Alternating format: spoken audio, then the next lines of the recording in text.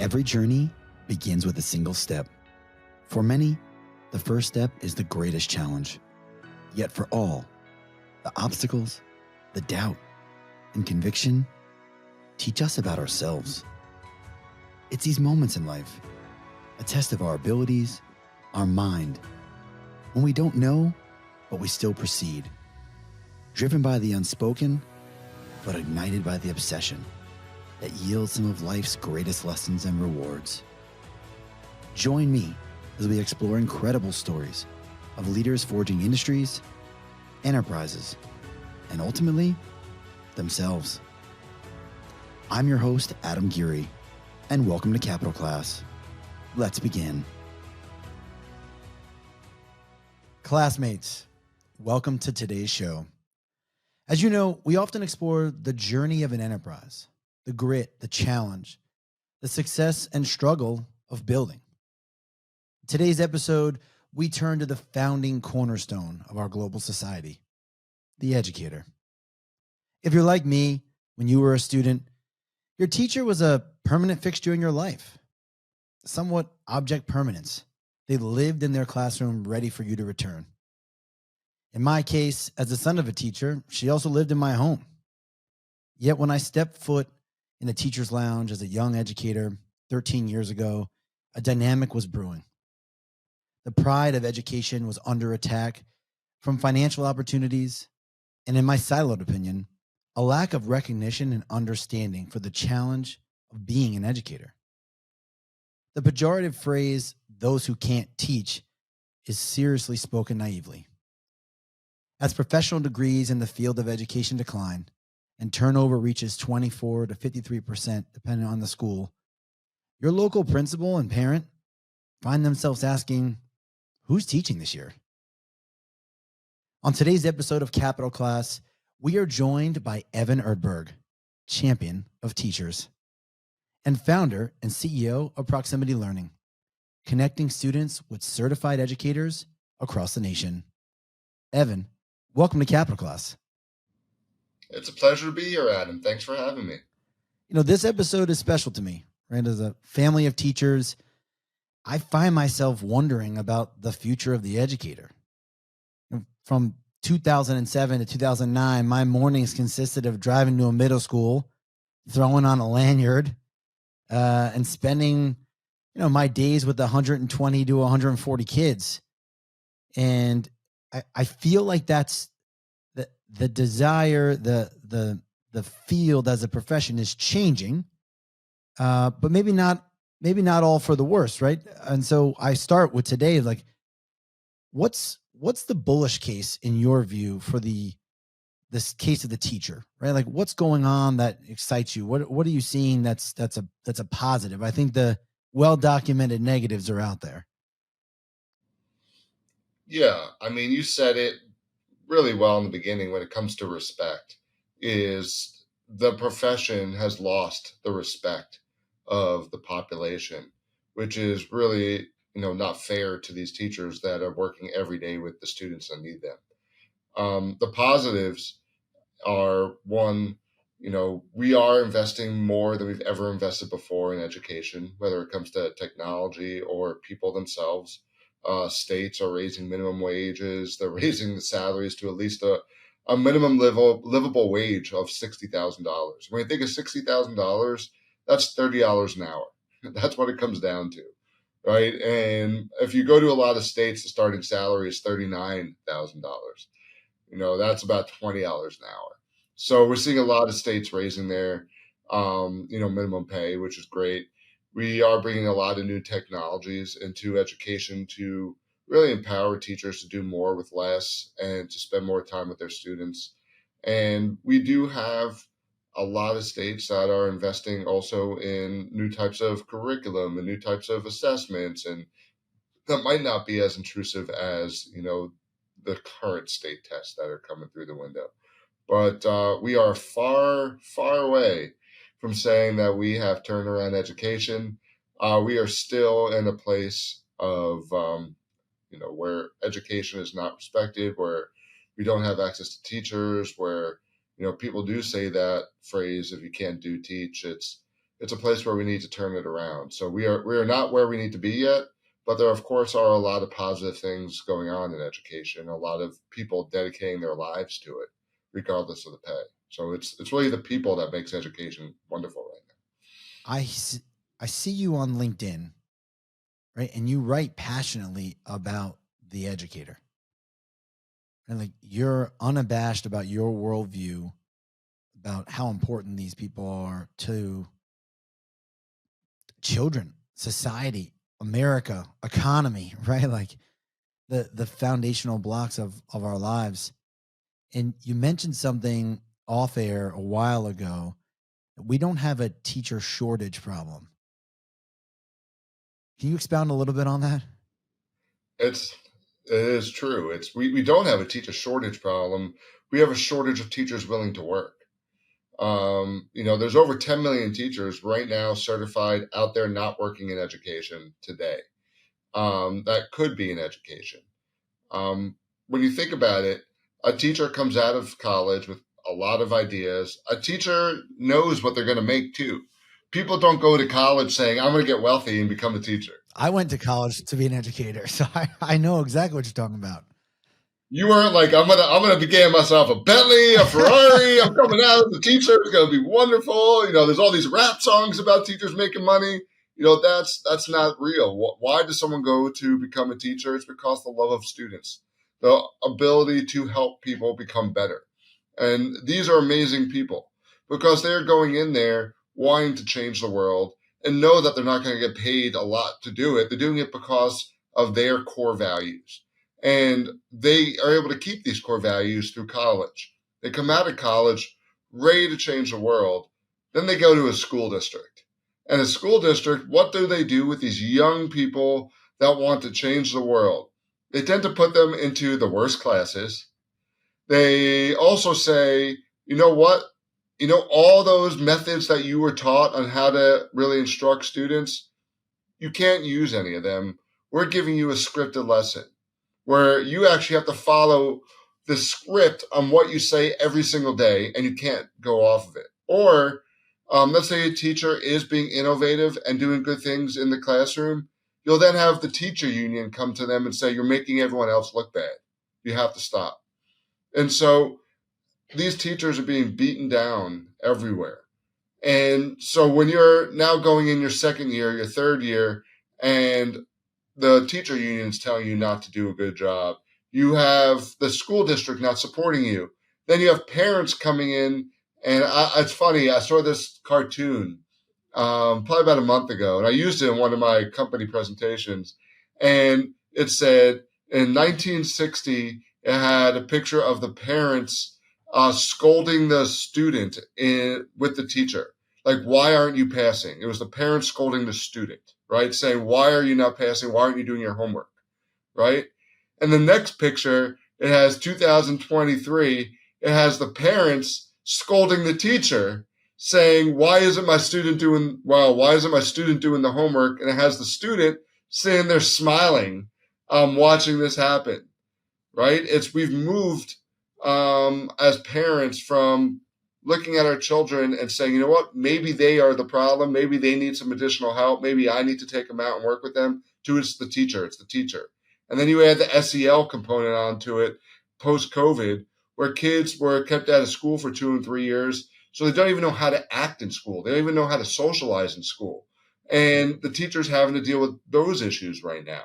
Put all that together, and then they get offers from corporate America for 50, 60, 70,000 to do other jobs where they don't have all these problems. Where are they going to go? They're leaving, right? They're leaving in droves. We've never seen an environment where so many teachers have non-renewed their contracts. There's never been a time and place in history of America where districts are seeing 5 to 10% of their teachers not returning. That has never happened before. It's usually 1% at most. And so we're in a really unique situation today where our student population is actually growing and our teacher profession is shrinking. And so what are we going to do about that? Because who do you think is going to get the best teachers? It's not the kids that need them. It's going to be the kids that have the parents advocating for them every day with the PTAs at the principal's office, at the superintendent's office. They're the ones that are getting all the teachers because, again, teachers now have choice. And so the inequity is really the problem here. I guess, can we push in here? Like, a district is charged with educating their kids, right? And they are like the punching bag for a lot of what we hear. Like, it's a district problem. And I'm certainly not here to challenge you on what you do every single day, but like, what, why would a district place these students, essentially new teachers, or basically students, right, of the profession, in those environments? Like, is that a necessity? I mean, I just struggle with the idea that districts don't want them to succeed, and I hear that often. I don't believe that districts don't want them to succeed. But when you look at the situation, I mean, I've gone to schools where they have 600 students every period in the auditorium. That's it. In the auditorium, they're not learning. They're just sitting there being babysat because they don't have teachers. It's because this teacher shortage problem isn't new. It's not because of COVID. COVID threw lighter fluid on the situation. Our teacher shortage problem's been going on for 10 years. And so the education system has just gotten conditioned.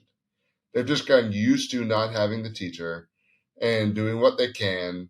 Maybe it's an asynchronous class where it's just click, click, learn, where the majority of students fail it anyway. There's just no other option, right? I mean, if you're a school, like there's schools in Odessa, Texas, where 90% of the teachers are subs. 90%, right? What what option does that principal have? And so I don't believe they don't want these kids to be educated. I feel like they've just run out of options. And again, that's where proximity learning has come in. But it's the ability to get options and through think creatively, right? Growth mindset. And in education, then that's not always celebrated. The what's celebrated is staying status quo and not causing a lot of problems. Being innovative, being unique, having the growth mindset is sometimes looked upon as not the right way to, change things in education. Education hasn't changed in 150 years, maybe 200 years. If you were to bring somebody from 200 years back today, they'd be amazed at how we drive, how we communicate, how we dress, how we eat, how we look. But you bring that same person into a school and they'd walk in and seeing all this new technology. Everything's different. We walk into a school and you still got 30 kids in desks looking at, well, it's not a blackboard anymore. It's now a whiteboard. And the teacher's drawing on it, and they'd be completely confused because the kids still have textbooks. It's still Sage on Stage. It's still the factory worker model. Nothing has changed in over 200 years. And so I think it's time for education to get a facelift and look at itself and say, you know what, we can't keep going down the path we're going because our needs are different. We don't have access to the same teachers. The product, which is the students, is again not coming out successful. I don't know if you read one of my posts last week where I talked about how each school gets a certain amount of money per student, and in no other industry, does so little or such a small amount of the money they get for the product go towards the product itself. I think it was only like, I think it was 10% of the money goes towards the product and 90% goes towards things that are not related to the product in the school budget. Why? I mean, we should be focusing on the product, which is the student's education, and we're not. And schools have just been conditioned. It's you do the same thing over and over again, or you don't have a result. People just get used to what the status quo is. And so, what would an alternative look like? I mean, part of the challenge you're mentioning earlier is that there's this, it's like this spiral downward. Not enough educators to fulfill the student need. Therefore, quality goes down. Options to educate those kids become fewer. right? And you're in this, right? These are not easy answers, but you see it every day. And there must be pockets of innovation that you've walked in and say, well, this is something unique. This is something different. There's been a lot of very like cool and innovative schools where most of them unfortunately have been either charters or schools that have been allowed to work outside of the teacher union, where they're able to innovate, where it's maybe not 30 kids in the classroom, maybe it's more like a college style, where if it's a science class they're implementing a lab, but maybe they're going out and working with industry on it and making it more dynamic. And what, I don't think that we need to have classrooms. Like, I think we need to really allow students to drive their education more. I don't know if you ever looked at or had children in mine go to like Montessori schools, and the student drives their education and the teacher's the guide, right? And they guide them the right way, but it's really student driven, and they get to really explore everything, and they get to learn about nature and numbers and reading, but in a different way because it's student driven. And then they're excited about it, as opposed to standardized testing. And you need to learn this at this time. I think we really need to remove those handcuffs on what is expected when it comes to standardized tests. Take the test away and focus more on bringing the love of education. Because if we do that, teachers are going to stay and they're going to come back. And that's really the key. Is we need to show teachers that we respect them as professionals. Like what they do. Like if you look in Finland or Korea or Poland, where you have some of the best education systems, they have one thing in common. They treat the teacher as a professional. That's the one thing that we don't do here, is we don't trust our teachers. There, they trust their teachers. A teacher can hug a kid if that kid's crying. A teacher, has the ability to craft their own lessons. Now, those students have to achieve at the end of the year, but it's up to the teacher to get them there, right? And so they're able to be creative, and the society trusts that teacher will guide those students to where they need to go. And they end up doing that, right? Is if you treat someone like a professional, they're going to enjoy their job and they're going to stay. And that's the key. Is until we get robots that could teach, we need to really focus in on bringing people back into teaching. And we need to do that by creating an environment that people want to be in, a culture that they want to be in, right? Trust needs to be given. We should be giving teachers the same trust and the same respect that we give people that are in the military in America. They serve too. Our teachers are serving. They're the front line. Like when someone tells you that they're in the military, you say thank you for your service. Every time. Right? Right? Of course, they deserve it. They allow us to have the freedoms that we get today. But when it's someone who's a teacher says, I'm a teacher, you say, oh, I'm sorry. I are you don't, but I okay? get you. I hear what you're saying. Right? You should be saying to them too, thank you for your service. Yeah. Every day you're on the front line with our students, with our kids. Do you still hear the passion for education when you're in those buildings? Yeah, even though a lot of the passion's definitely been beaten out of these people, they are still, the people that have stayed are still so passionate. They want to do what's right. They want to help these kids. They're there because they are fighting the good fight for children. And it's not that they're not doing a good job. It's that a lot of times they just don't have the resources, or they don't have the ability to do what they need to do. But these people that are in education are amazing people. And if you do meet someone who's a superintendent or a teacher, you should be saying thank you to them, because what they are doing is not an easy job. If you have kids, imagine having 30 of your kids every hour, but different groups. So it's like 180 kids. That's a lot. I have 3 kids myself, and I don't think I could do 30 of them. That would be challenging for me. And they do this every day with 180 kids, 6 periods of it's unbelievable, the patience and the care and the love. And what's funny is our kids actually spend more time with the teacher than they do with us in a day. They're spending 8 hours with that teacher. They're spending really maybe 4 or 5 hours with us a night before they go to bed, right? So these people are crafting our young and crafting the future of our country. And so we got to say thank you to the people that are there. Hey everyone, it's Adam Geary, host of Capital Class, a venture of the Strategist Podcast Network. If you enjoy our stories of entrepreneurs building their enterprises and ultimately themselves, be sure to check out our other shows hosted by my colleagues as they explore leaders, entrepreneurs, and topics impacting the American education system. To learn more about On Balance, On the Clock, Swimming Upstream, and To the Point, visit strategistgroup.com/insights or visit Spotify, Apple, or any of your favorite podcast platforms. We thank you for listening to Capital Class and hope you enjoy. It's clear that you have a passion, and that's likely what led to your profession.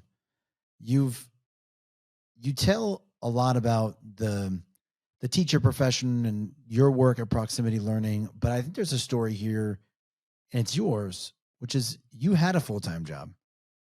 You were working in another field, and you chose to move here. The business is almost 10 years old. And, take us back to that moment, right? Where you were somewhere and you decided, look, I got to get into this field, highly regulated, right? Highly fractured, sales that have to require at the district level, sometimes the state level, you have to change laws. You have unionized labor. I mean, this takes a lot of belief in yourself. It was a challenging decision, and a lot of people thought I was crazy. A bunch of them work for me now. But especially my peers at work, thought I was nuts. What happened is I was working with teacher evaluation, teacher professional development, and we were implementing these big systems across the country. And I just kept seeing the trend. We'd go to train 200 people at a high school, and there would only be 100. We'd go to train 80 at a middle school, and there'd be 60, or 30 at elementary school, and there's 10.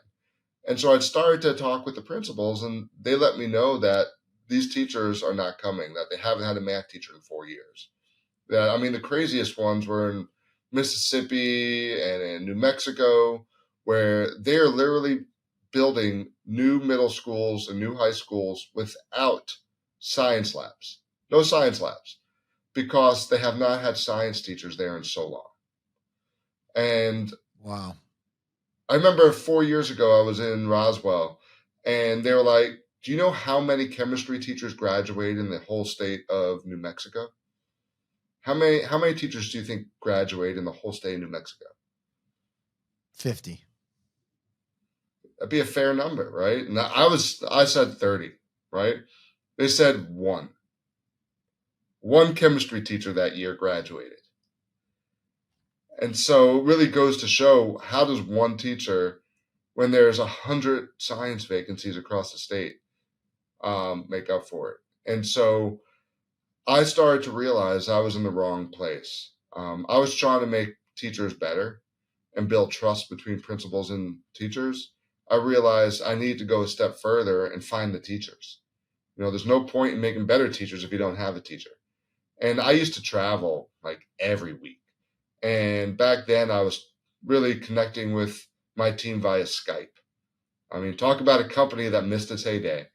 But Skype. And I was like, this type of instruction works for me, this type of connection. I'm someone that can't really learn on their own. I need a teacher. I need someone to explain to me, how to understand that problem. And I was like, if this works for me, why can't we do this?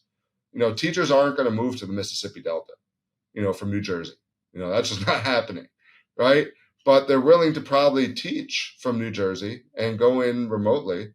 And so I created, a business plan, and met with a bunch of friends in Austin, and they agreed to the plan and said, you know what, we'll support your plan, but you need to move to Austin. And so I said, I'm down. So I quit my job, and I moved from New York City across the country to Texas and to Austin to start the company. My parents thought I was crazy too. They grew up in Brooklyn. They're like, "You're moving where?" Texas. Texas.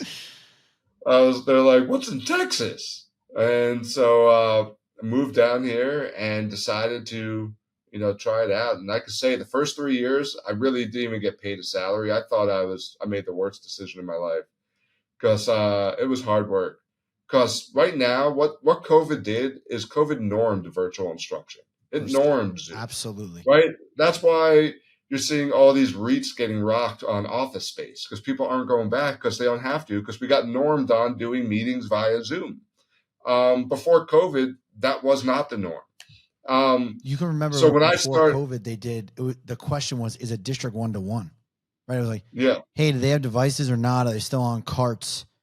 Carts, right? Like someone would roll in, they would use those 100%. laptops. And now I'm certain there are probably districts that don't have the concentration of devices they want.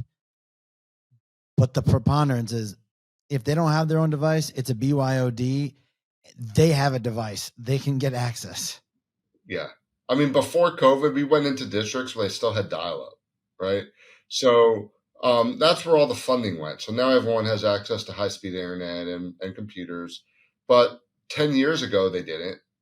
And 10 years ago, learning remote like this was weird, was not normal, was not norm. People would tell me my students wouldn't do this. And so I had to educate a market on what virtual instruction was back then.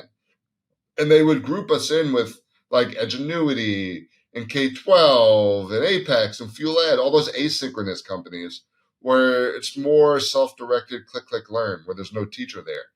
And they're like, well, they do a terrible job. Why would we want you? I'm like, no. I'm like, they are a curriculum company. I'm like, we are a people company.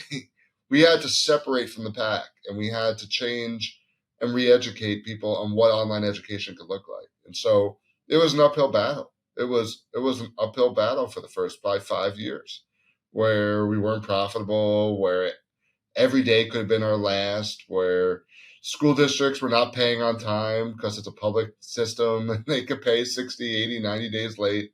And I had to beg, borrow, and steal from friends to keep payroll. It was not easy. Like going from a job where you're getting a paycheck, all you're worrying about is your core function. And you're not worrying about HR. You're not worrying about, payroll. You're not worrying about, the legal aspect of a contract. These are all things that as a business founder and owner, you take on. Everything in a business stops with you. I have said this before, marriage, having children, buying a home, these kind of like foundational items that people can relate to. In that same line of thinking, and probably in many ways, and maybe being a parent is sign the front of a paycheck, right? Like when you make payroll, these are not just these inanimate items that just show up. They're not widgets, right? They're your people. It's your business. And it becomes a part of you, especially after 5 years, right? 5 years of building and still trying to make payroll. I mean, you must have had thoughts of packing it up. Yeah, I had a lot of thoughts about packing it up. I mean, luckily, my wife, who I ended up marrying, after my first year of starting the business, she had a good job, and so she was able to give us some stability. But it was tough because my business was people. It wasn't widgets it was people. So that means my cost of goods was high and my gross profit was low, which meant there wasn't money staying in the business. A lot of the money, all the money was flowing out to salaries and to compensation, and there was only so many places that I could cut because it was people is what I was providing into schools, and so it was tough. It wasn't until we won Chicago as a contract, then Milwaukee Public Schools that were both $1 million contracts when we were like $1 million company, right? We were not big. And then all of a sudden we got like contracts that tripled the size of us, and gave us a name. And that was like in the fourth year we got that. But then we had to service it, right? That's what people don't understand. When you have a company, you need to have the money to service it.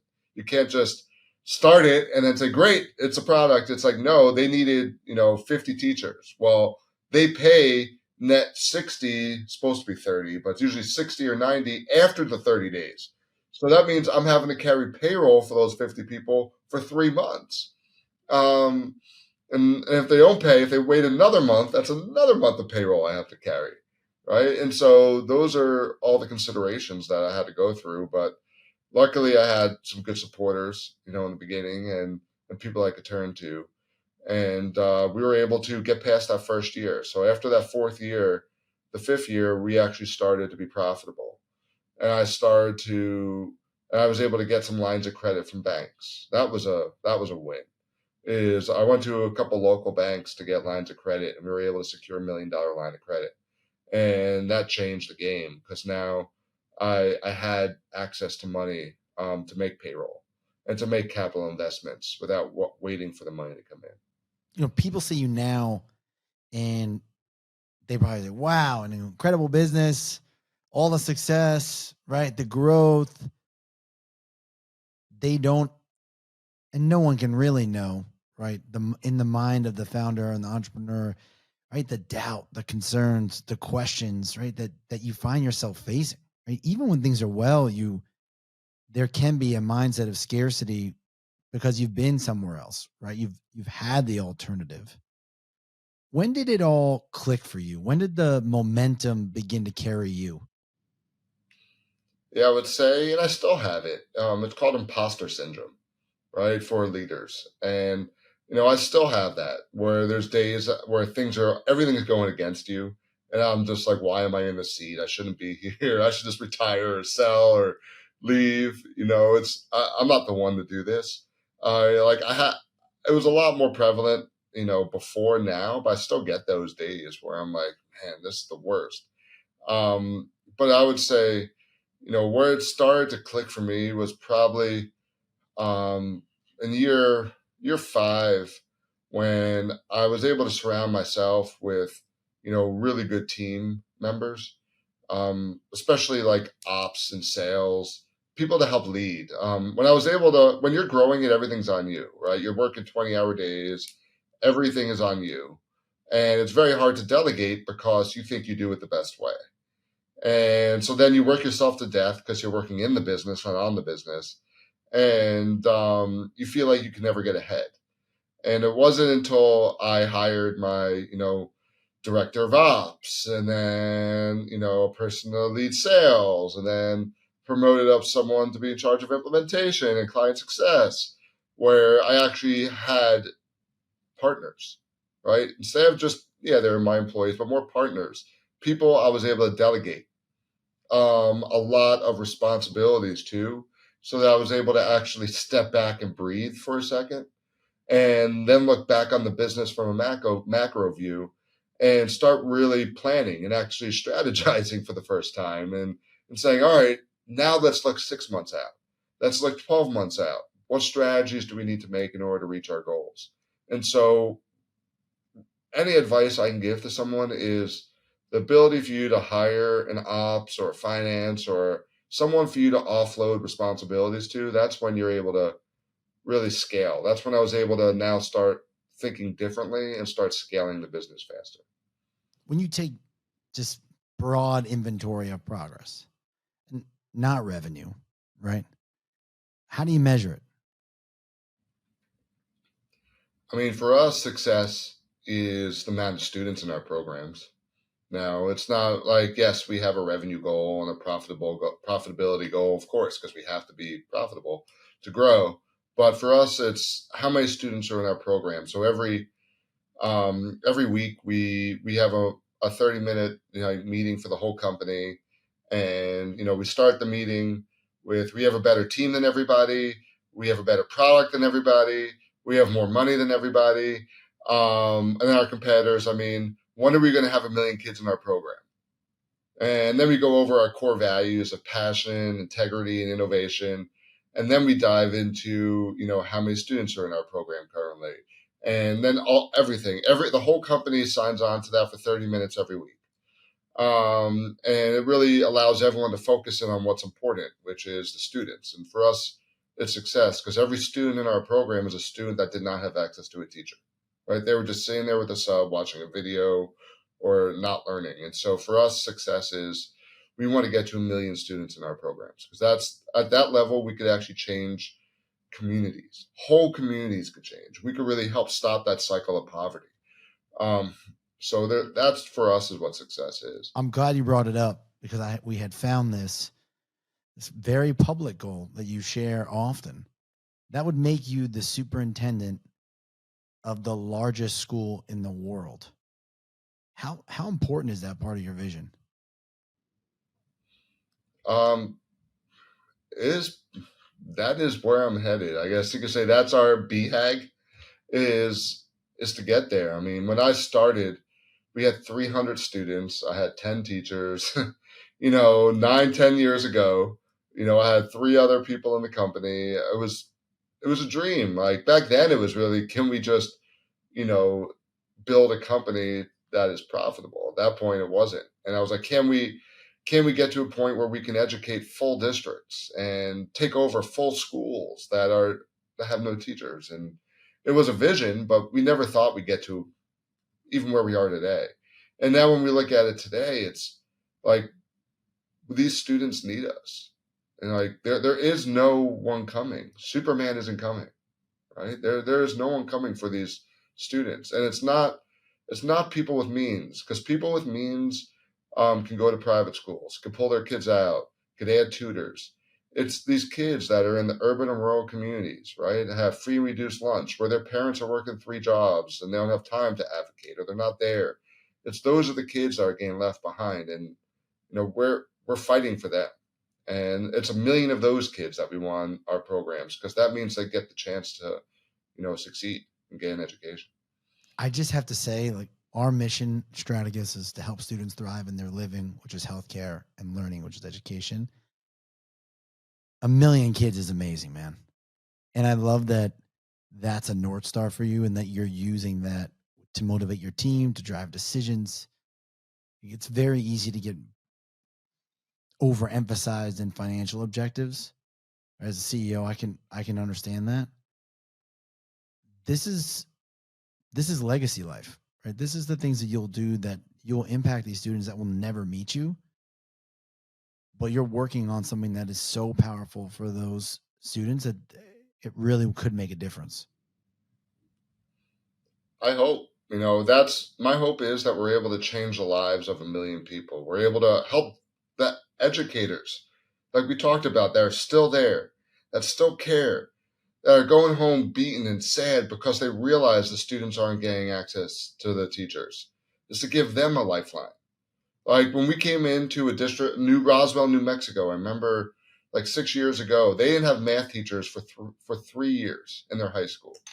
We came in and we brought math teachers, and I came and visited the school, 4 months later, and the principals were literally tearing, because they were thanking us, because every day the parents yelled at them. Every day they knew they were not giving access to an education to their students. And then finally, we were able to give them access to a math teacher. And they felt special. They felt good.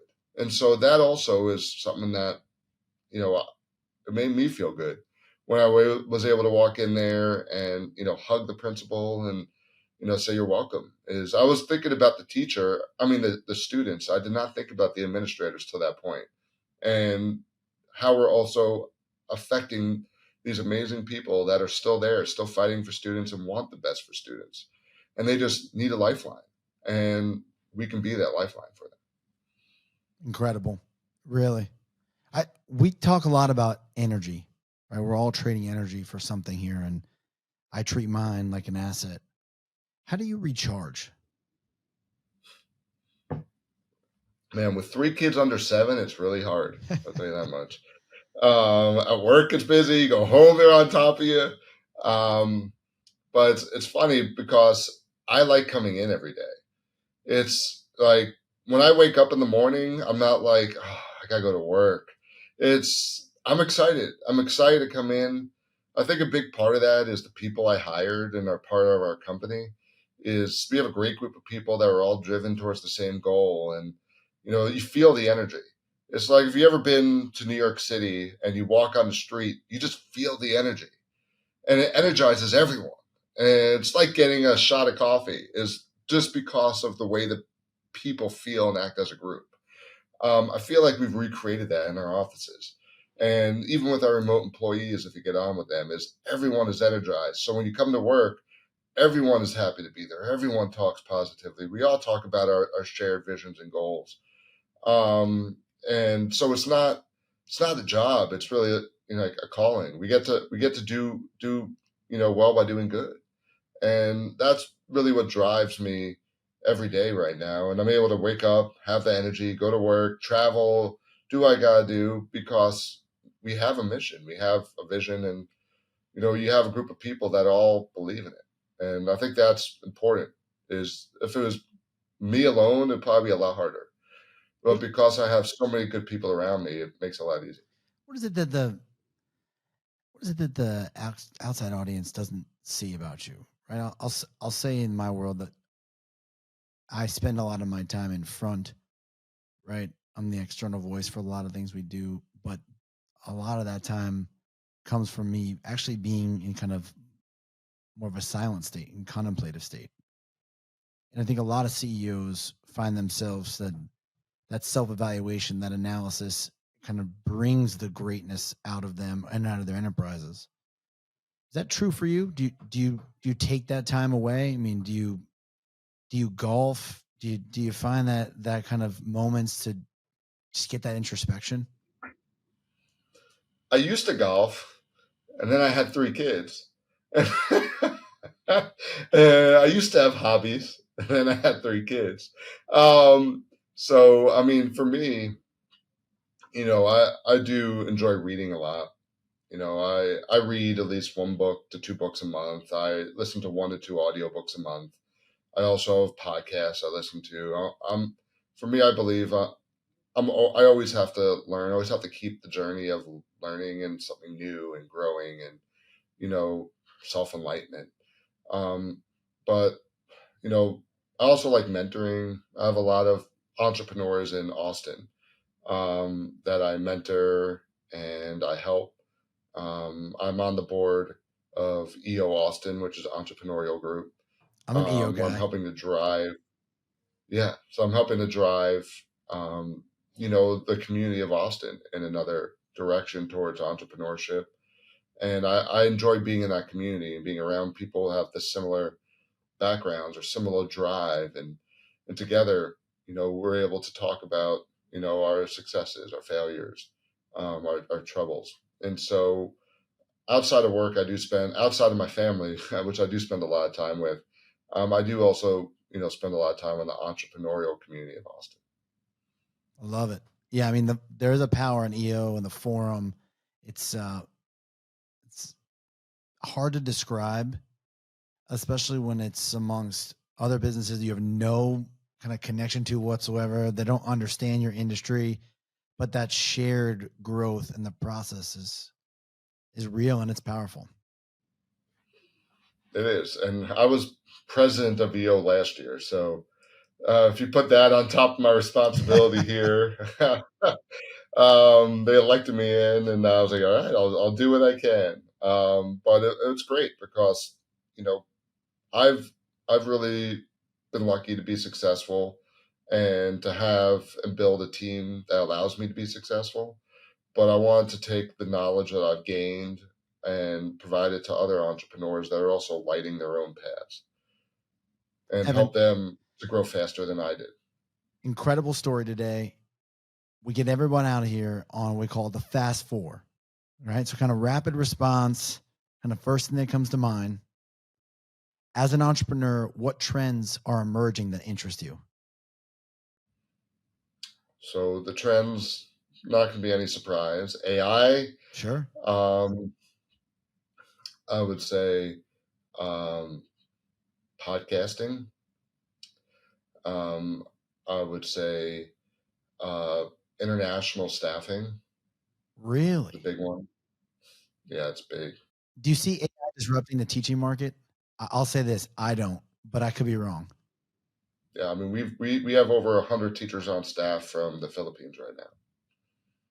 That being the international market. I guess what I'm asking for on the AI side, like, do you see a world where the student signs on Oh and yeah, works with ChatGPT versus an educator?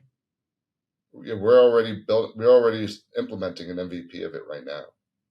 We have our own AI called Proxy the Tutor, and we brought it out to 24 classes this summer, and we're going to be rolling it out to all of our students next year, where they're able to interact with our AI tutor to ask any type of question, and we've trained the tutor around K-12. So, and then we're trying to up it up where even the tutor could even teach lessons. So that's why AI is so important for One us. place in the world everyone needs to visit. Positano, Italy. Okay. Greatest area of growth for you in the coming year? I would say the top 100 school districts. All right. And favorite podcast that everyone needs to be listening to? We're on it right now, brother. Oh, yeah. Thanks, man. But beyond this show, But I like How I Built This. I Is a good love one. How I Built This. Yeah, Great How I Built This. recommendation. Another one, if you're a history buff, which has nothing to do with business, but super well done, is History That Doesn't Suck.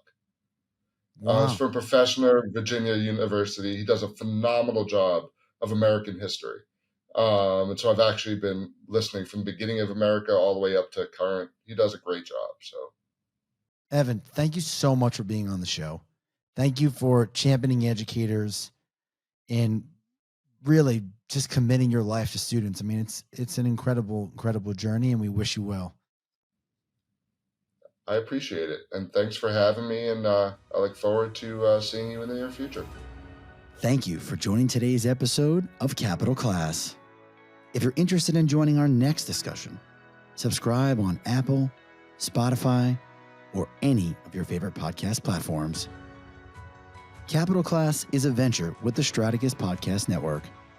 To view the entire lineup of shows, visit strategistgroup.com. I'm Adam Geary. Class is closed.